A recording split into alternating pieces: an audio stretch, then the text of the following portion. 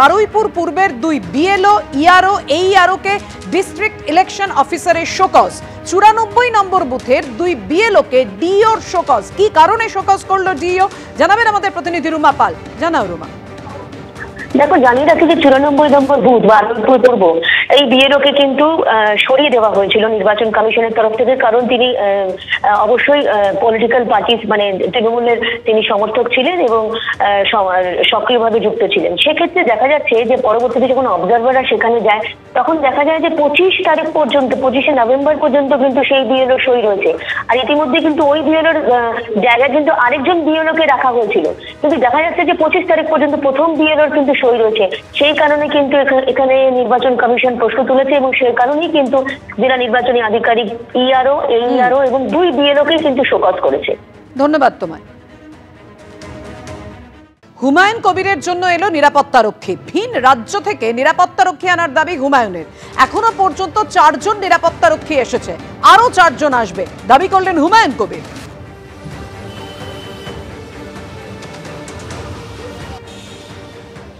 হুমায়ুন কবির জানিয়েছেন যে বাবরি মসজিদে ভিত্তি স্থাপন করার পর থেকেই ওনার কাছে হুমকি আসছে এবং তারপর থেকেই ওনার যে নিরাপত্তা সেই নিরাপত্তা বাড়ানো হলো। রাজ্য পুলিশের 3 জন যেমন পুলিশকর্মীরা রয়েছেন তার পাশাপাশি কিন্তু আরও নিরাপত্তা রক্ষীদেরকে নিয়ে আসা হলো। হুমায়ুন কবির তিনি কিন্তু যে নিরাপত্তা রক্ষীরা বাড়ানো হলো এবং নিরাপত্তারক্ষীরা তারা এসে পৌঁছেছেন এবং ইতিমধ্যে তারা যে বিষয়টা জানাচ্ছেন যে আগামী দিনে হুমায়ুন কবির যখন যে জায়গায় যাবেন এই 8 জন নিরাপত্তারক্ষী তারা কিন্তু ওনার সঙ্গে সবসময় থাকবেন। ক্যামেরা সুবীর রায়ের সঙ্গে পার্থপ্রতিম ঘোষ, এবিপি আনন্দ, কলকাতা।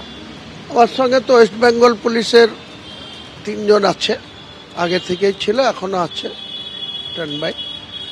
আর আজ থেকে আরও 8 জন প্রাইভেট সিকিউরিটি আমার সঙ্গে নিয়োগ করা হলো। মানে আরো 4 জন আসছে, আর্মস নিয়ে থাকবে? হ্যাঁ, নিশ্চয়ই। আর এটা কোথা থেকে, মানে হায়দ্রাবাদ থেকে? হ্যাঁ, ব্যাঙ্গালোর, হায়দ্রাবাদ। ওনাদেরকে জিজ্ঞেস করুন কোথা থেকে এসছে, সামনেই তো দাঁড়িয়ে আছে। ফোন থেকে হুমকি এসছে, এ তো কন্টিনিউ আসছে। আমি হুমকিকে তোয়াক্কা করি না, কিন্তু আমার সাবধানতা অবলম্বন করে চলতে হবে, তাতে যা হবে হবে। কি আছে? আমার পার্টি ছাড়া কেউ মুখ্যমন্ত্রী হতে পারবে না। যাদের প্রার্থী করব তাদের তালিকা দেখলেই বুঝবে। 22শে ডিসেম্বর আসতে দিন 1 লক্ষের জমায়েত করব। বাবরি মসজিদের শিলান্যাসের পরেই হুঙ্কার হুমায়ুন কবিরের। আমার পার্টি ছাড়া মুখ্যমন্ত্রী হতে পারবে না, আমার সমর্থন লাগবেই। আমি এইরকম অবস্থায় আছি, ধীরে ধীরে সেটা প্রমাণ করে ছাড়ব। প্রচারেও করে রাখবো, নির্বাচনী কমিটিতেও সেটা দেখাবো। আর যাদের ক্যান্ডিডেট করব সেই ক্যান্ডিডেটের তালিকা দেখলে আপনারা বুঝতে পারবেন। হুঙ্কার কাউকে আমি দিই না, আমি করে দেখানোর লোক, করে দেখাবো। আমাকে তো 6 তারিখে বাবরি মসজিদ যাতে ভিত্তি স্থাপন না করতে পারি ডাইরেক্ট দেখে হুমকি দিয়েছিল, নিষেধ করেছিল। তারপরে আবার 22 তারিখ আসতে দিন না, 50,000 বলেছিলাম, 1 লাখ লোককে জমায়েত করে এদের ডাঙ্গা বাজিয়ে দেবো। একই তো কথা হলো, স্বপ্নের বিরিয়ানিতে ঘি মেশানো চলছে। নিজে অমিত ক্ষমতাশালী বলে নিজেদের মনে করছেন, কিন্তু বাংলার জনতা কি সঙ্গে আছে? জনতাই ঠিক করবে কে মুখ্যমন্ত্রী হবে, হুমায়ুন কবির ঠিক করবেন না। আমাকে না নিয়ে কেউ মুখ্যমন্ত্রী শপথ নিতে পারবে না। হুমায়ুন বলতে পারে, হতেও পারে, কি করে বলবো কি হবে না হবে? আমাদের জ্যোতিষী না, তো পশ্চিমবঙ্গে থেকে তৃণমূলের 12টা বেজে গেছে এটুকু বলতে পারি। আস্থা, বিশ্বাস, ভরসা সব হারিয়ে গেছে। আর মুর্শিদাবাদের তৃণমূলের সুপ্রা সাপ। হুমায়ুন কবিরকে নিয়ে না প্রতিক্রিয়া দিতে দিতে ক্লান্তি। 24 ঘন্টা অন্তর অন্তর এক এক ধরনের কথা বলেন, কখনো পাল্টি খান। এই একটাই শুধু কথা বলে যেতে পারি, 2026-এ পশ্চিমবঙ্গে ক্ষমতার পরিবর্তন হবে এবং ভারতীয় জনতা পার্টির মুখ্যমন্ত্রী হবে। মুর্শিদাবাদে হুমায়ুন কবিরের প্রস্তাবিত বাবরি মসজিদের জন্য অনুদানের পাহাড়। সোমবার রাত পর্যন্ত গোনা অনুদানের অঙ্ক ছাড়িয়ে গেল 3 কোটিতে।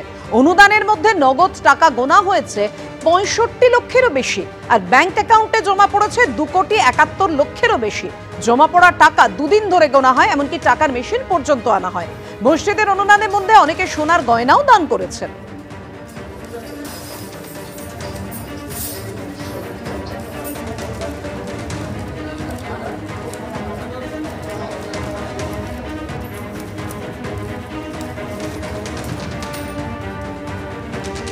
হুমায়ুন কবিরের বাবরি মসজিদের জন্য অনুদানের পাহাড়, তৃণমূলকে নিশানা করলেন শ্রমিক ভট্টাচার্য।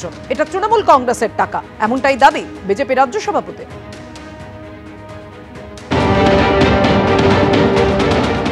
তৃণমূলের টাকা, হুমায়ুন কবিরকে তৃণমূলই তৈরি করেছে। তৃণমূলের একটা প্ল্যান বি, যে ভোট লুট করে যদি জিততে না পারি তারপরে হুমায়ুন আছে, তারপরে পশ্চিম বাংলাদেশ বানিয়ে জিতব। আপনি কি মনে করেন হুমায়ুনের এই সাহস আছে যে রাজ্যের তৃণমূল কংগ্রেস মমতা বন্দ্যোপাধ্যায়ের মতো মুখ্যমন্ত্রী থাকবার পরে তার রক্তচক্ষুকে উপেক্ষা করে, তার অনুমোদন ছাড়া হুমায়ুন কবির সেখানে বাবরি মসজিদের ভিত্তিপ্রস্তর স্থাপন করে দিচ্ছে? আর রাজ্যের মানুষের এত সাহস আছে যে প্রকাশ্যে হুমায়ুন কবিরকে টাকা দিচ্ছে, ইট নিয়ে যাচ্ছে? তার কারণ হচ্ছে পুরোটাই তৃণমূল। এ আর বি, মানুষ এটা বোঝে। পশ্চিমবঙ্গের মানুষ রাজনৈতিকভাবে অচেতন নয় আর মূর্খ নয়।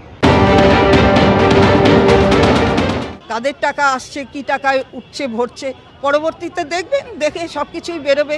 সত্যকে কখনো চেপে রাখা যায় না, সত্য সবসময় প্রকাশ পেয়ে যায়। শুনুন, সবাই জানে তৃণমূলের কত টাকা আর বিজেপির কত টাকা। দেখলেন তো কিছুদিন আগেই লিস্ট বেরিয়েছে কে কত ওদের ফান্ডে টাকা দিয়েছে। আমি নাইবা বললাম এটা, শ্রমিকবাবুও আশা করি জানে, তিনিও জ্ঞানের ভাণ্ডার, আমি তাকে অসম্মান করছি না, কিন্তু তিনিও জানেন যে বিজেপির ফান্ডে কত টাকা আছে আর কোথায় কার টাকা কোথায় যাচ্ছে। সুতরাং এসব বলে কোনো লাভ নেই, মানুষ বিভ্রান্ত হচ্ছেন না, এটা আমি বলে দিতে পারি। এবিপি আনন্দ, এগিয়ে থাকে, এগিয়ে রাখে।